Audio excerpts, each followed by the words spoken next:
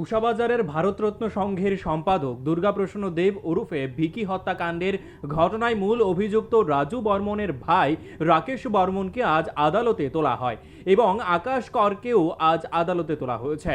সরকার পক্ষের আইনজীবী শঙ্কর লোধ রাজু বর্মনের জন্য 10 দিনের পুলিশ রিমান্ডের আবেদন এবং আকাশ করকে 6 দিনের পুলিশ রিমান্ডের আবেদন করেন।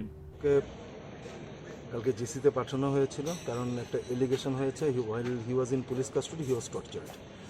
তাই কালকে জিসিতে রেখে আজকে মেডিকেল এক্সামিনেশনের পরে ওকে প্রডিউস করা হয়। মেডিকেল এক্সামিনেশন রিপোর্ট এসেছে, সে ডাক্তারের কাছে বলেছে যে সে টয়লেটে গিয়ে পড়ে গেছে, সো হি সাস্টেইনড ইনজুরিস। সুতরাং তাদের এলিগেশনটা টোটালি ফলস। আপনারা কি চেয়েছেন? আর এটাই আমরা সাবমিশন করলাম। আর আরেকজন অ্যাকিউজড কেসকে প্রডিউস করা হয়েছে with a prayer for 10 days police remand, যাকে গতকাল না, শনিবার দিন অ্যারেস্ট হয়েছিল।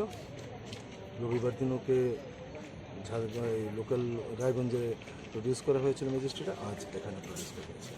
ওনাকে 10 দিনের চেয়ে তোলা 10 দিনের পুলিশ রিমান্ডের প্রেয়ার করা হয়েছে। আর আকাশকে কি আকাশকে তো গতদিনই আমাদের পুলিশ রিমান্ডের প্রেয়ার ছিল, সেটা তো ছিল গতদিনের পুলিশ রিমান্ডের প্রেয়ারটা রিজার্ভ রেখেছিল, because there is an allegation he was assaulted while he was in police custody.